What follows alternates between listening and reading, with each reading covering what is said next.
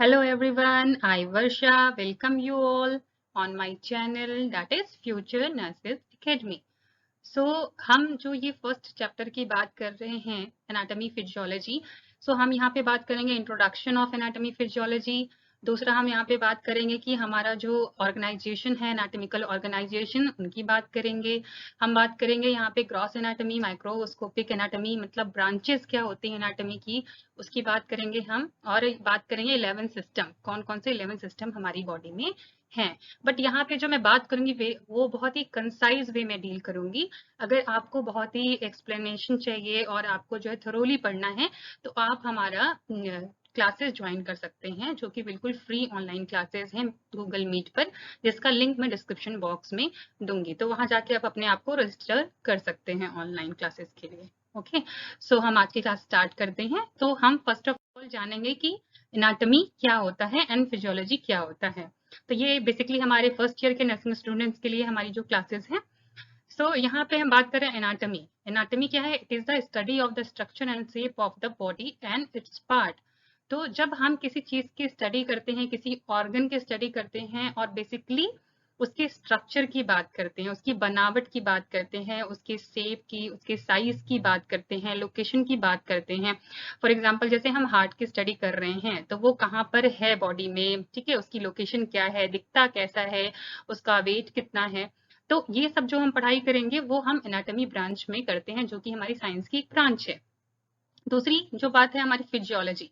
ठीक है, फिजियोलॉजी में हम क्या करते हैं study, how the body and its parts work. मतलब जब हम फंक्शन की बात करते हैं, है ना, तो यहाँ पे जो हमने एग्जाम्पल लिया हार्ट का, तो अगर हम इसके फंक्शन की बात करते हैं कि हार्ट का फंक्शन होता है पंप करना, अगर वो ब्लड को पंप करता है तो पूरी बॉडी में हमारा जो ब्लड है वो सर्कुलेट होता है।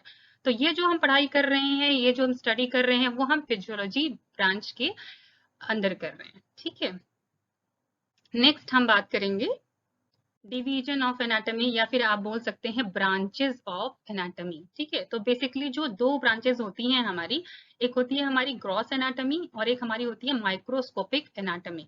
सबसे पहले हम जानेंगे कि ग्रॉस एनाटॉमी क्या होती है। ग्रॉस एनाटॉमी हमारी होती है structure that can be seen with the I like muscle, bones and various organ. तो जो चीज हम नेकेड आई से, जो बॉडी का पार्ट हम नेकेड आई से देख सकते हैं विदाउट एनी इंस्ट्रूमेंट, है ना, उसको हम ग्रॉस एनाटॉमी के अंदर पढ़ते हैं।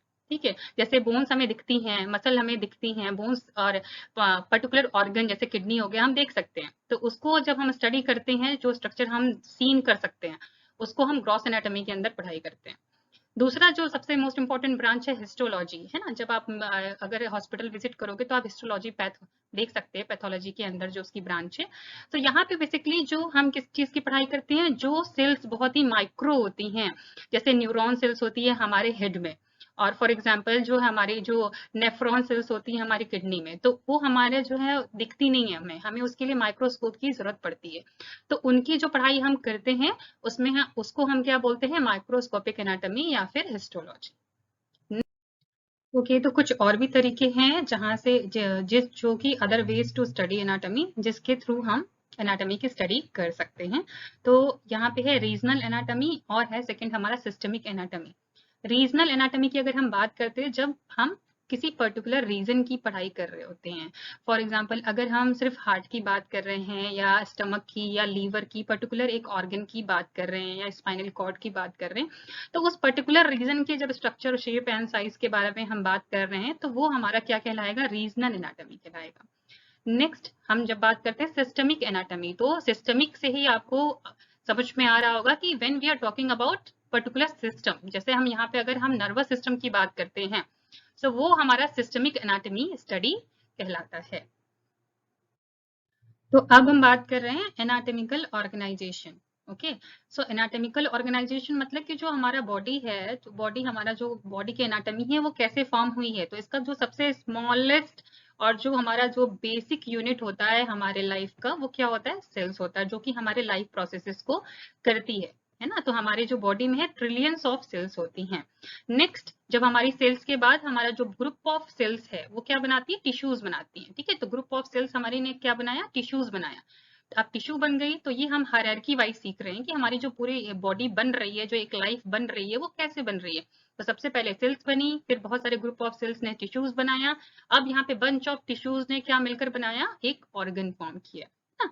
जब हमारा थर्ड स्टेज क्या है, ऑर्गन्स, देन ऑर्गन्स फॉर्म हो गए। अब ऑर्गन्स क्या है, बहुत सारे ऑर्गन्स मिलके हमारा क्या बनाते हैं, एक ऑर्गन सिस्टम बनाते हैं।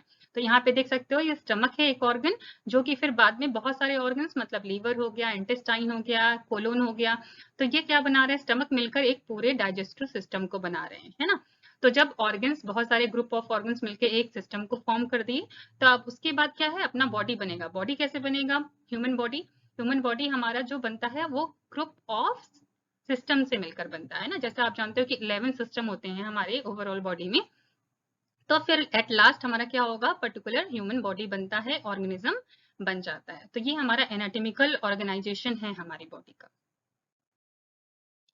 जैसे लास्ट स्लाइड में मैंने बताया कि टोटल 11 सिस्टम हमारी बॉडी में होते हैं। तो फर्स्ट अब यहाँ पे हम देखेंगे कि क्या हमारे बॉडी में सबसे जो फर्स्ट है वो सर्कुलेटरी सिस्टम की हम यहाँ पे बात कर रहे हैं। सर्कुलेटरी सिस्टम में हम cardiovascular means cardiac means heart, and vessels मतलब हमकी वेस्कुलर सिस्टम, वेसल्स की बात हो रही है, आर्टरी एंड वेन्स की बात हो रही है। तो जो हमारा हार्ट का बेसिक फंक्शन क्या है, पंपिंग द ब्लड, जो कि ओवरऑल हमारी बॉडी में थ्रू द वेसल सर्कुलेट होता है। देन हम बात करते हैं डाइजेस्टिव सिस्टम में। डाइजेस्टिव सिस्टम में हमारा स्टमक की बात करते हैं एंड कोलन की बात करते हैं। तो इसमें क्या है, हमारे फूड को पचाते हैं, डाइजेस्ट करते हैं, और जिससे हमारे ब्लड स्ट्रीम में क्या न्यूट्रिएंट मिलता है, जिससे हमें एनर्जी मिलती है कुछ भी काम करने की, है ना। रेस्पिरेटरी सिस्टम की अगर बात करते हैं तो हम बात करते हैं लंग्स की, ठीक है। लंग्स का क्या काम होता है, बेसिक फंक्शन क्या होता है लंग्स का, inhalation of oxygen and exhalation of carbon dioxide. Okay, then हम यहाँ पे नेक्स्ट बात करें नर्वस सिस्टम। नर्वस सिस्टम में हम क्या बात कर रहे हैं, ब्रेन का एंड स्पाइनल कॉर्ड का। तो बेसिकली इसका क्या काम है, ब्रेन एंड स्पाइनल कॉर्ड हमारा सबसे कॉम्प्लेक्स नेटवर्क है। ये क्या करता है, हमारे ब्रेन से सिग्नल पास होते हैं हमारे बॉडी में, और बॉडी से ब्रेन में सिग्नल लेके जाता है हमारा बॉडी का पार्ट, ठीक है। सो यहाँ पे बेसिकली दोनों बॉडी में और ब्रेन में क्या होता है, कम्युनिकेशन होता है, मैसेज का ट्रांसफर होता है, जिससे कम्युनिकेशन से क्या होता है, हम कोई भी एक्टिविटी परफॉर्म कर पाते हैं, ठीक है। जितनी भी हमारी सेंसेस है वो काम कर रही हैं अगर, तो वो नर्वस सिस्टम में इंक्लूडेड है। देन हम बात करते हैं इंडोक्राइन में।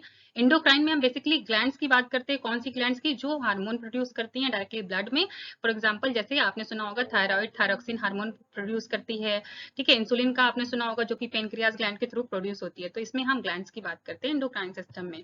देन इंटरगुमेंटरी सिस्टम मतलब हम स्किन की बात करते हैं। जैसे स्किन है हमारी फर्स्ट लाइन डिफेंस मैकेनिज्म की तरह काम करती है ना, और हमारे हीट टेम्परेचर को बैलेंस करने का काम करती है। तो उसकी स्टडी हम स्किन की करते हैं इंटरगुमेंटरी सिस्टम में।